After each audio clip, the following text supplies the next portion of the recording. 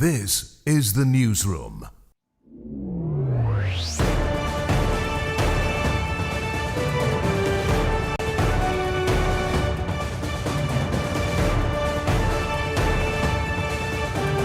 This is the Newsroom for Monday, August 11, 2025. We're broadcasting to you on E1, SKAR TV NTN, and TARZEE TV in Bartica. In the headlines, massive Kinderen Hospital opens in Region 3. The governing PPPC promises big in Regions 5 and 7. We are a party of track record.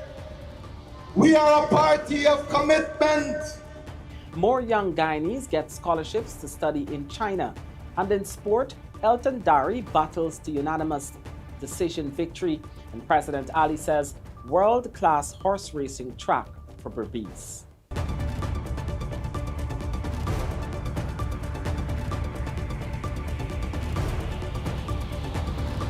With news, I'm Kurt Campbell. Thank you for joining us.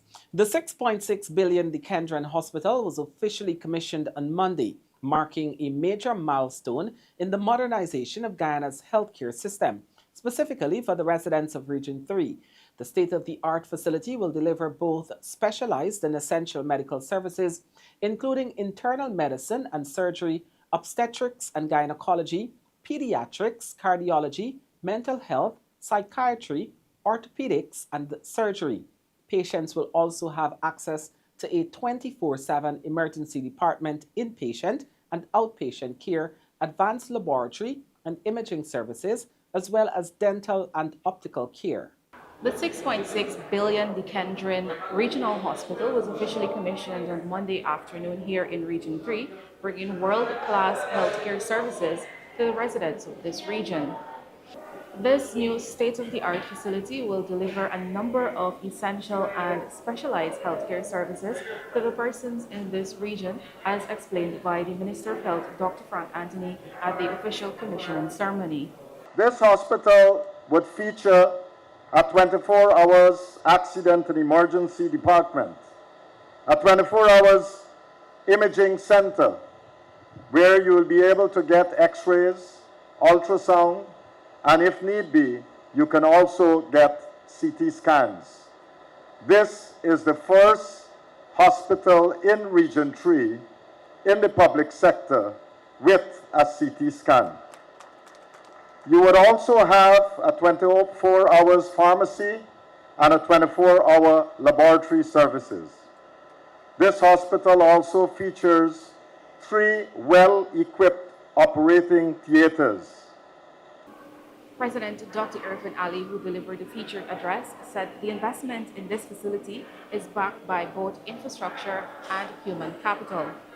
We have made a commitment that wherever the human capital to provide world-class service in the healthcare system is absent, that we will recruit that human capital from where they are available to ensure that these hospitals are not without the doctors, nurses, technicians, and all of the other human capital that is needed to make them efficient, reliable, and satisfy the needs of our people.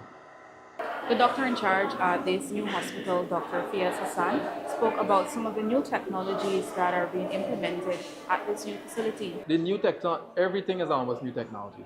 From the coordination of patient flow, the patient enters, they're entered into a database. And as you see with the signs and so on, and the screens on the walls, the patient's data will be up there. Meaning their basic demographics, not privacy, their names and their age, and which clinic they're going to. So it's a different system where patient will be scheduled, and the patient will be given time appointments. And so that's one of the new technology in terms of the coordination, the patient flow. Newer technologies, our lab, almost robotics, new advanced equipment. Radiology in terms of our imaging, CT scan, digital x-rays, C-arm. Our OR, we will have all the most modern equipment and instrument to do surgeries. And as I said, one of the biggest improvement for us as well is an ICU. 24-hour ICU. So we have adequate staff to run all services, but starting a hospital like this, we have to evolve and we have to match patient demands. and there is a need for more staff. But we have adequate staff to start the services. The hospital also features modern amenities such as a water purification system and in-house oxygen production system, as well as a sterilization system. The Kinderen Hospital is one of 6 new regional hospitals that was built or is being built in recent years, signaling the government's investment in advancing and modernizing medical care for all citizens in Guyana. For Newsroom, Isnella Bakwa. The governing People's Progressive Party took its campaign trail to Bartica on Saturday, promising sweeping development for Region 7, from tax relief for miners to major infrastructure upgrades. President Airfanali and senior party stalwart Gail Teixeira urged residents to keep the PPPC in office, warning that progress could stall if the opposition regains control.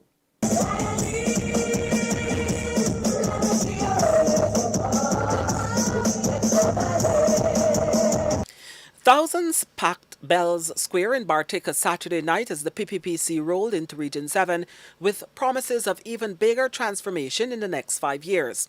President Airfanali told residents the party will open new opportunities for miners and small businesses with sweeping tax cuts, more land access, and direct investment support.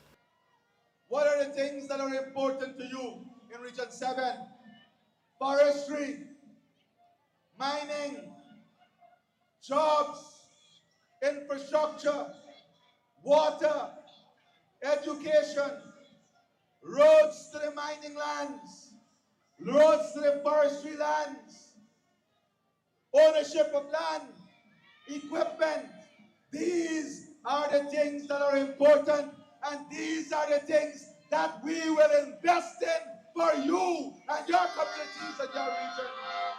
The president announced the special development enterprises, lower interest rates for loans, and incentives for the financial sector to back hinterland projects. He said it's all part of a wider plan to make Bartica and Region 7 a hub for mining, tourism, and forestry. Infrastructure is also a priority, with new roads at Goshen and Sandhill, better bridges, and modern safety protocols for miners. The future is not only about those big things. The future is about this. We don't only have a manifesto. We have gone one step further. We are developing regional action plan.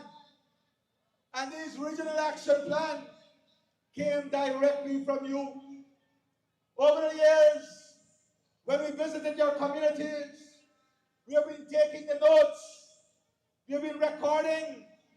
We have been recording your needs. And today, in every single region, we have a full action plan that will be implemented.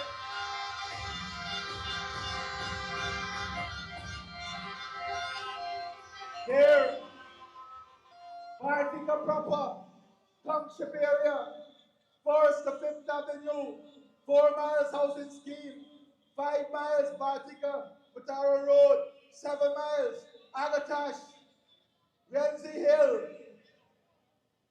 Bayramu housing scheme, Dog Point, Sterling View, Riverview, all housing scheme, West Indian housing scheme, Caribbean housing scheme, Tipiru, Rivers View, and those who know Bartica Region 7, there are some important points that you must develop with Bartica if Bartica is to prosper.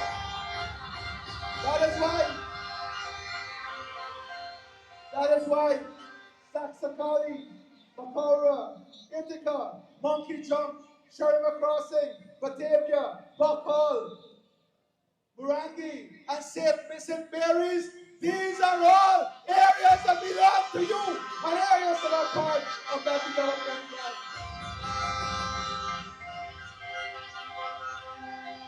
And every single village, your priority is listed. Longtime PPP stalwart Gail Teixeira also fired up the crowd, calling for Region 7 to vote the PPPC into full control of the region for the first time in decades. Teixeira pointed to 4 new secondary schools under construction and the commissioning of a new stelling in Bartica as proof of the PPPC's commitment. It is time that Region 7, after all these years of PNC control from 1980 to now, that is over.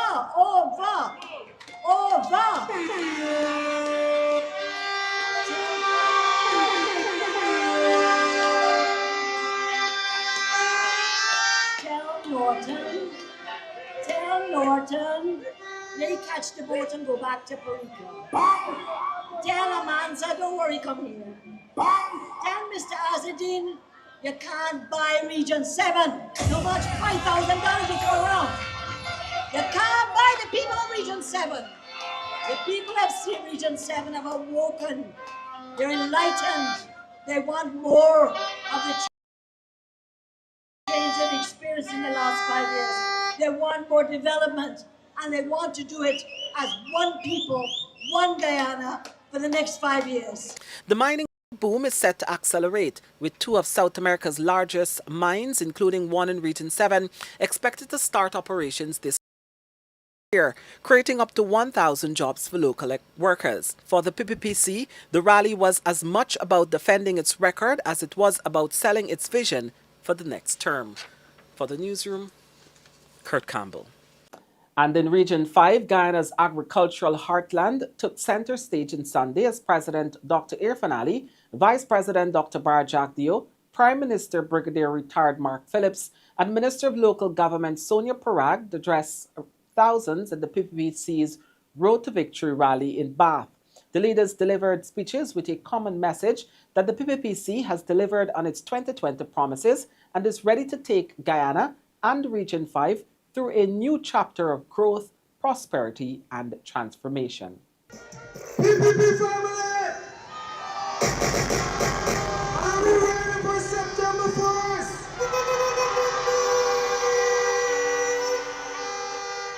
Addressing thousands at the Bath rally on Sunday, President Dr. Irfan Ali recalled the PPPC's role in steering Guyana through crises, from global market collapses to fertilizer shortages and high fuel prices, and pledged to now guide the nation through better times. We are a party. We are a party of track record. We are a party of commitment. We are your everyday, your every season, and your every moment. Every time this country needed the People's Progressive Party Civic, we were right there in every struggle. The president outlined major investments for Region 5, renewal of aging coconut plantations with high-yield varieties, modern processing and packaging facilities, expanded drainage and irrigation with 290 excavators for local councils and farmers, and new crop insurance schemes to protect rice farmers and lower borrowing costs. The region, which has already produced a record 103,000 acres of rice, will see new storage facilities and, in a surprising announcement, plans for a world-class horse racing track. From colonization to independence, to fighting dictatorship, to returning democracy, to rebuilding a bankrupt economy, to giving our children a future they can look forward to. It is the party, this party, that has always stood with you. Meanwhile, Minister Sonia Parag reminded residents that in 2020, Region 5 was the slowest on the coast to receive scholarships and training. Today, she says over 5,000 people have benefited from those opportunities alongside new small business grants and major agricultural investments like the Hope-like Canal to ease flooding and open new lands for cultivation. You are the largest agricultural producing region in this country.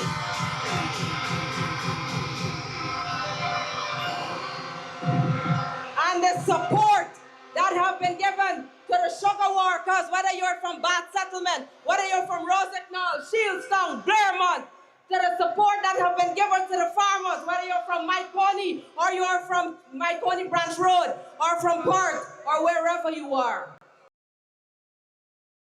The Hope-like Canal is one of the largest projects that we're doing in Region number 5.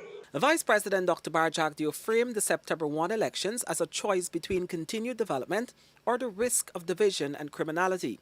He warned voters of opposition plans to close sugar estates and accused some rivals of using fear and misinformation to divide communities. So we don't have opponents who have any plan for their future.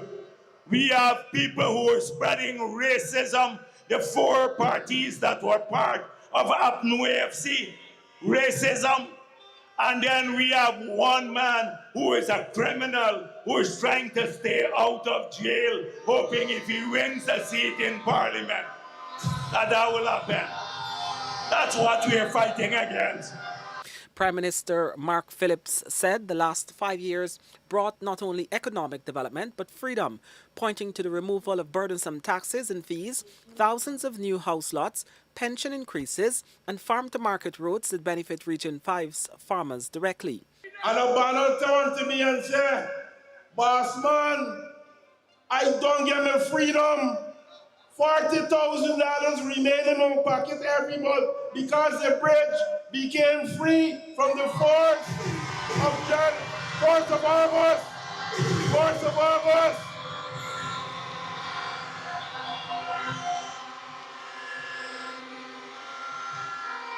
So comrades, it's not only development, it's freedom. From upgraded farm infrastructure to training for young people, PPPC leaders say their record proves they can deliver for Region 5 and promise even bigger plans if given another term. For the Newsroom, Kurt Campbell. Still to come, GCOM ready for discipline services voting. Stay with us.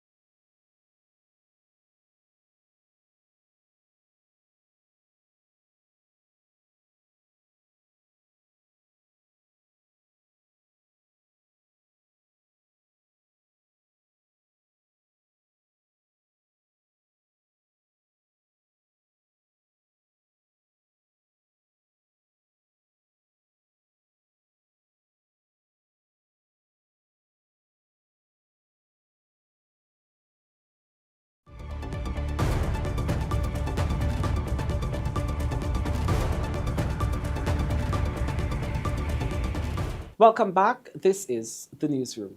6 young Guyanese have been awarded Chinese government scholarships, with most set to pursue studies in the medical field. This year's recipients are Kieran Williams, Makina Alain, Yudesh Prasad, Melissa Mickey, Robert Lee, and Serena Rambaran. 2 of them will be studying at 2 top China universities.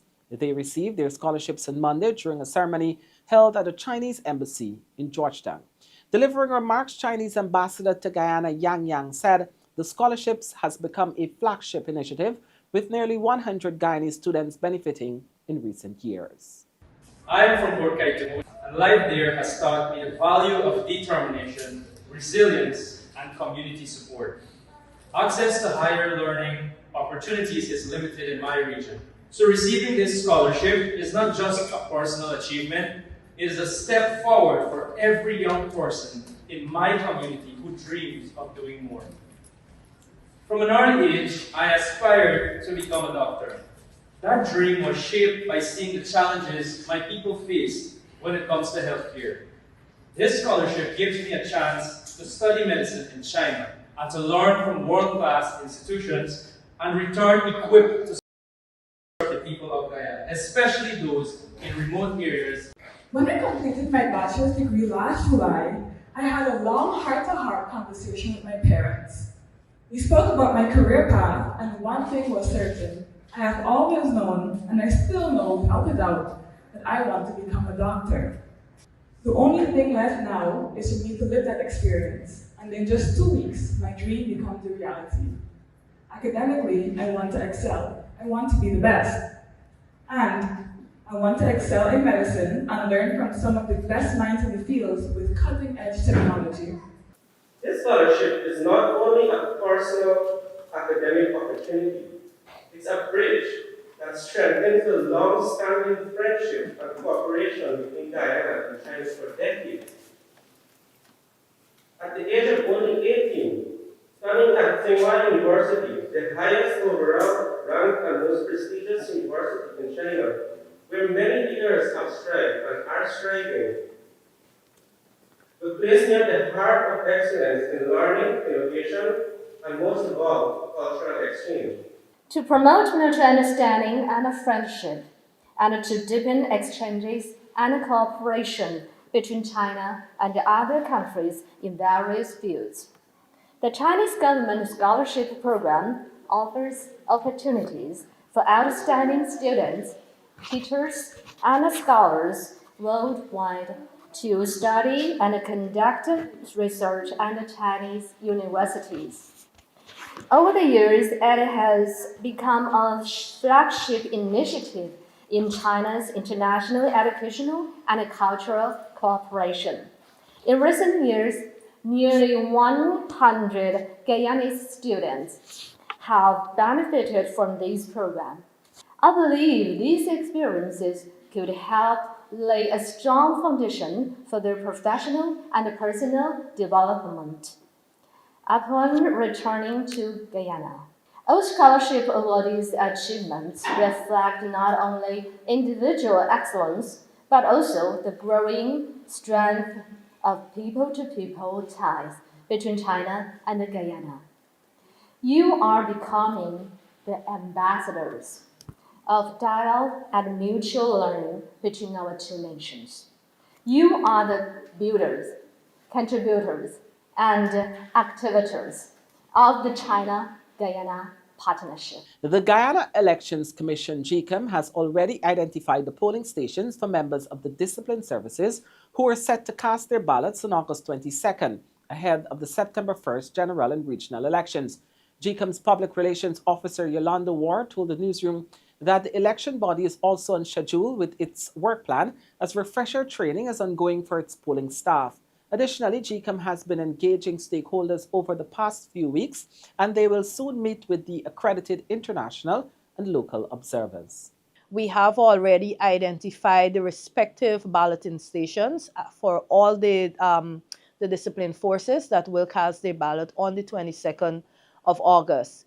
So all our preparations are in place in relation to logistics. We've worked out all our logistics arrangements to ensure that all our polling stations across the country on the 1st of September in particular, is ready for the conduct of the poll from 6 a.m. We have been conducting refresher training for all the polling station workers that have been selected to work to ensure that at the conduct of the poll that we maximize efficiency and effectiveness. So those refresher training are ongoing. Our ballots will be arriving within another few days so that we prepare to ensure that everything is packed and ready for the efficient conduct of the elections on the 1st of September. And so we want persons to ensure that they pay keen attention to knowing their rights, knowing their responsibilities, and also to be familiar with election offenses and to ensure they guard against committing election offenses during the elections period. In a move, it says, is aimed at guaranteeing transparency at polling stations on Election Day, the main opposition, a Partnership for National Unity, has confirmed that it will field polling agents in all polling stations across the country. This was confirmed by presidential candidate of the APNU, Aubrey Norton, during his recent press conference. The practice of having polling agents for political parties at polling stations is aimed at protecting the integrity of polling day activities, including voting and the counting of ballots. We have mobilized polling agents for every polling station. But if you are aware of what happens on polling day, somebody might get sick or something. What we do is we have backup to replace them. But so far, we have prepared polling agents for all polling stations across the country. We will prepare our polling agents, train them. We are well aware that the PPP and others are planning on spending a lot of money to bribe people. We will do what we need to do to protect the system against that. Guyana has called on the United Nations to demand that Israel reverse its plan to seize control of Gaza City by 7th October 2025. A move, it says, could forcibly displace thousands of Palestinians, destroy the two-state solution, and heighten the risk of regional and global instability. Speaking at a UN Security Council meeting on Sunday, Guyana's UN Permanent Representative, Ambassador Caroline Rodrigues-Burkett, warned that the planned occupation, coupled with the ongoing humanitarian crisis, demanded urgent international intervention. We call on Israel to reverse this reprehensible decision. It is striking, Mr. President, that Israel continues to announce to the world beforehand, including in this Council, decisions that would violate international law if implemented. We have witnessed this with UNRWA and more recently with OCHA. This decision to take full control of Gaza is the latest installment in Israel's contemptible actions against the Palestinian people. Numerous infractions committed over the decades since the decision was made for the Israeli state to be established in the land of Palestine in 1947. We therefore reiterate our call for the release of all individuals held captive by Hamas and other armed groups in Gaza. Mr. President, the Council must act in the face of all that is taking place in Gaza, and now in response to Israel's annexation plans. The International Court of Justice was clear in its pronouncements regarding the illegality of any annexation of Palestinian territory by Israel. We must intensify our efforts to ensure Israel completely evacuates the Palestinian territory and withdraws to the pre-1967 lines in accordance with the relevant UN resolutions and the advisory opinion of the ICJ. Guyana also urges that this Council act collectively to achieve an immediate, unconditional, and permanent ceasefire in Gaza, and to end the violence against the civilians in the occupied West Bank, including East Jerusalem. We must also take action to enable conditions for a drastic improvement in the humanitarian situation in Gaza. When appeals to morality, to humanity, and even to legality fail to produce the required action, the Council must delve into its toolbox to save lives. We have long reached this point, and Guyana is prepared to act with fellow council members to take the relevant decisions. When the newsroom returns, new schools for Regions 1. Stay with us.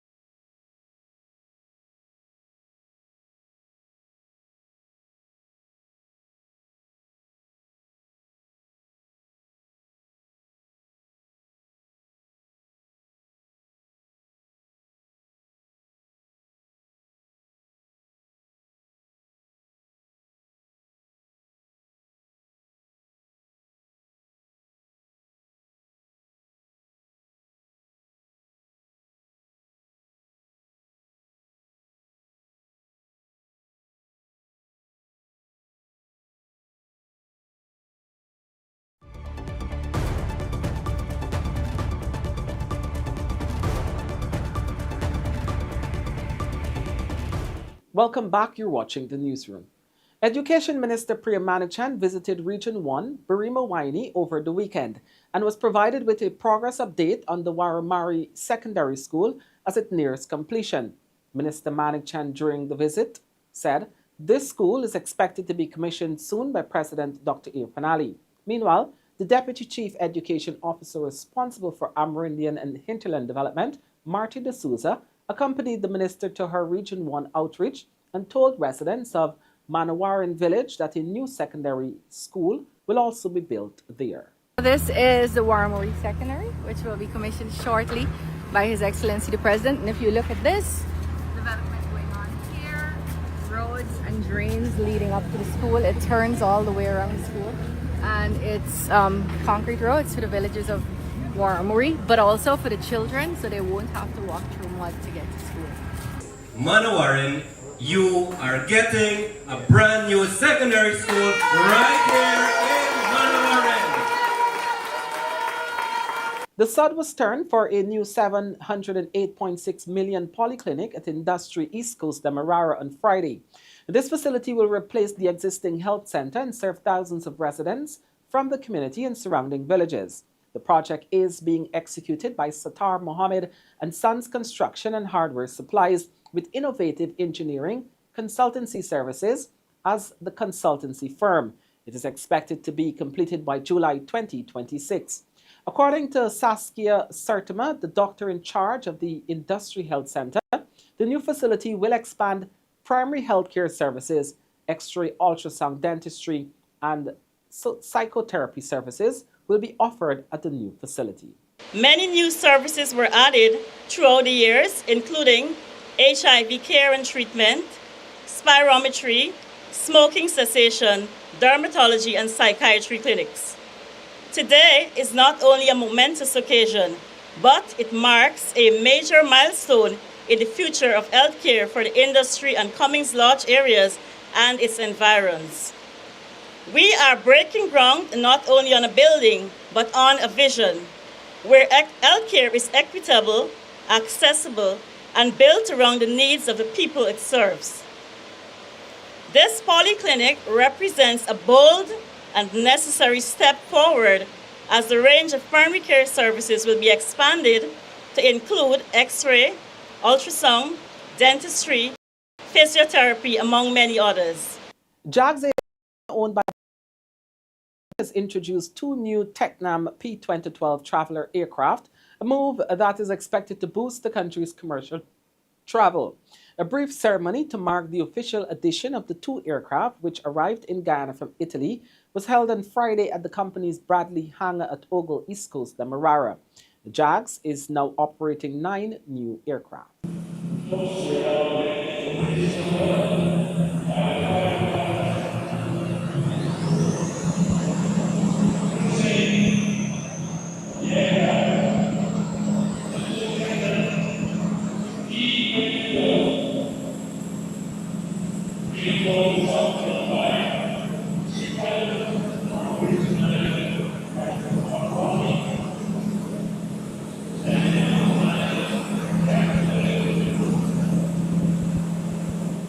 This acquisition represents more than just the addition of another aircraft.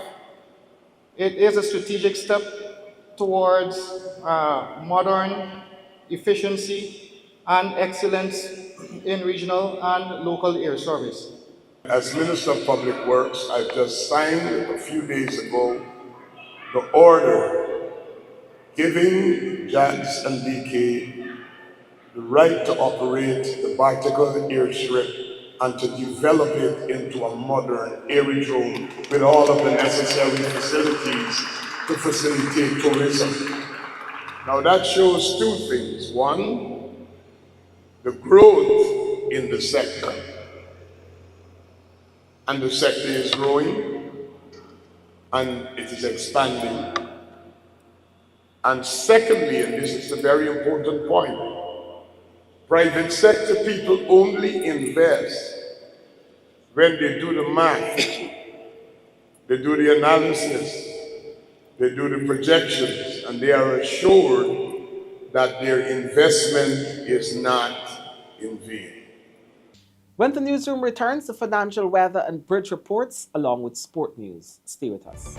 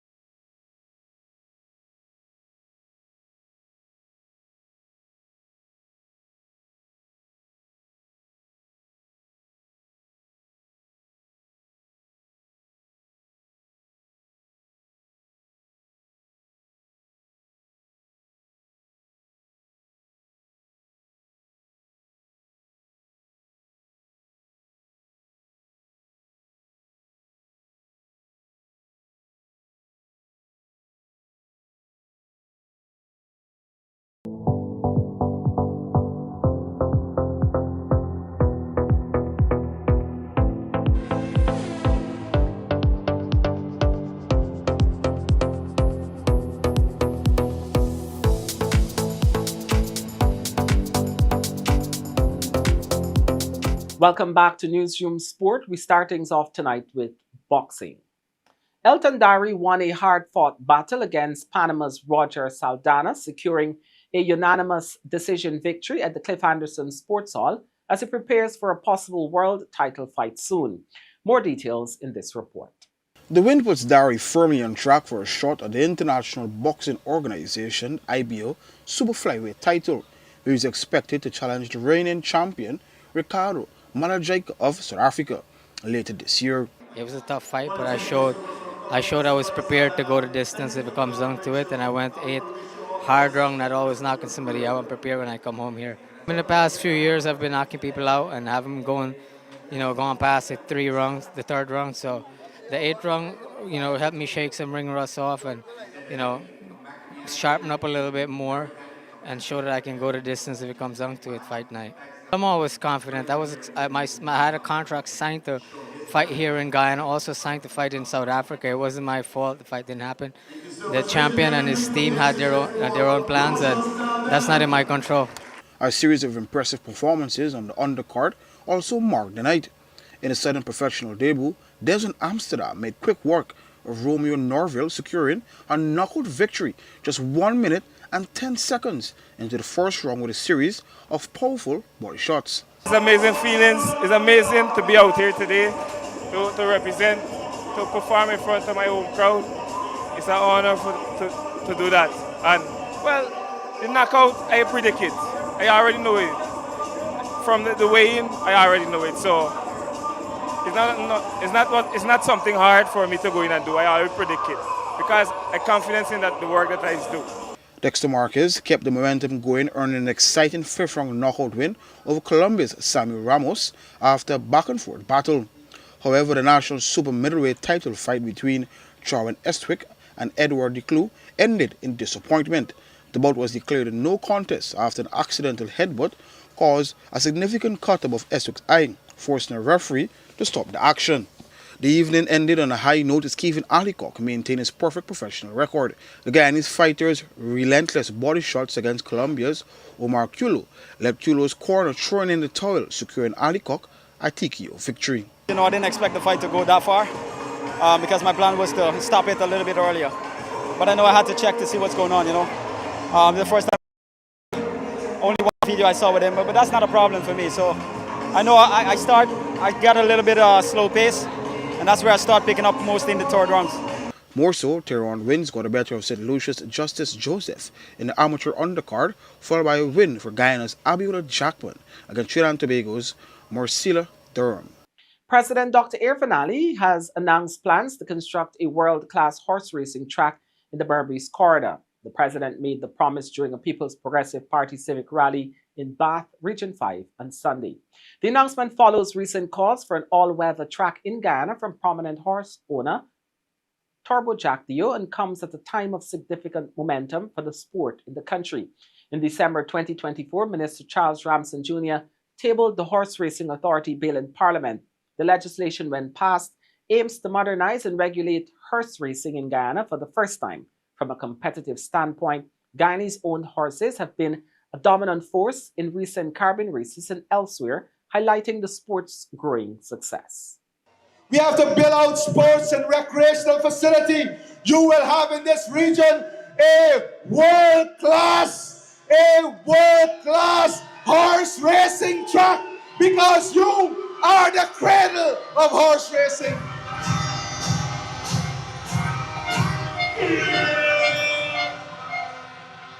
We are going to invest in family-oriented spaces.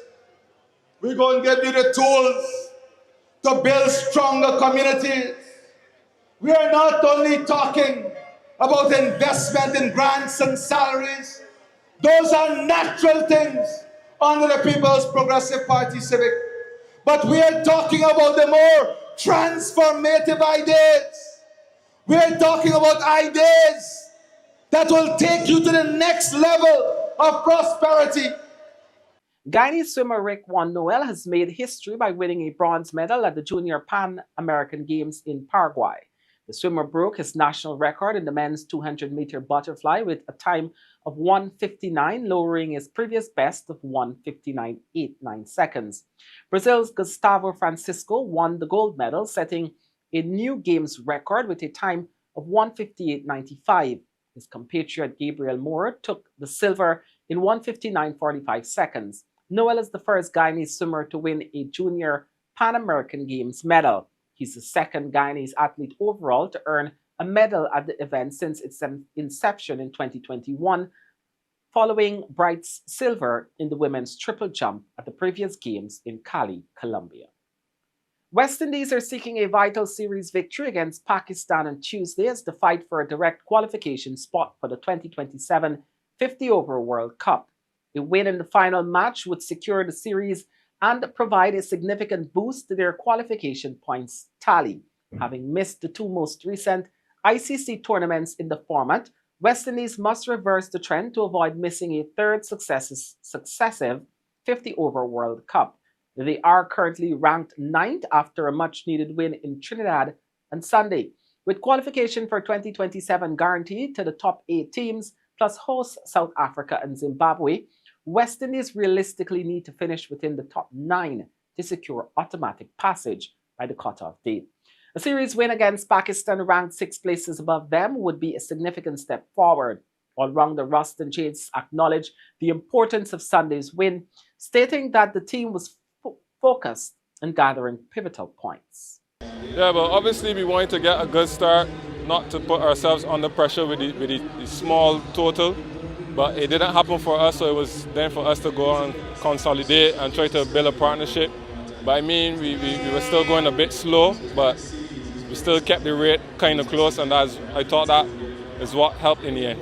Yeah, it was very important. It's basically finals from here because we have to keep the series alive. So we had to win today to keep the series alive so that we can win the next match and win the series as well. Any ODI series that we have from here on now is very important because we need to qualify for the World Cup outright so that we don't have to go into any qualifiers. So every ODI that we play from here, we're looking for full points. The Guyana Cricket Board, GCB, is reinforcing its commitment to youth cricket. President Bisun Dayal Singh visited the national under-17 squad before they departed for the Cricket West Indies Rising Stars under-17 tournament in Trinidad and Tobago. The team, led by Captain Romario Ramdial and Vice-Captain Parmeshwar Ram, departed on Sunday. Singh praised the squad's dedication and hard work while interacting with the players and coaching staff. The tournament, which will feature both 2-day and 50-over formats, is scheduled to run from August 11 to September 2nd. Guyana's captain will begin on August 12 with a match against the Windward Islands at the National Cricket Centre in Cuba. And with that, we've come to the end of this newscast. On behalf of the news and technical teams, I'm Kurt Campbell saying thank you.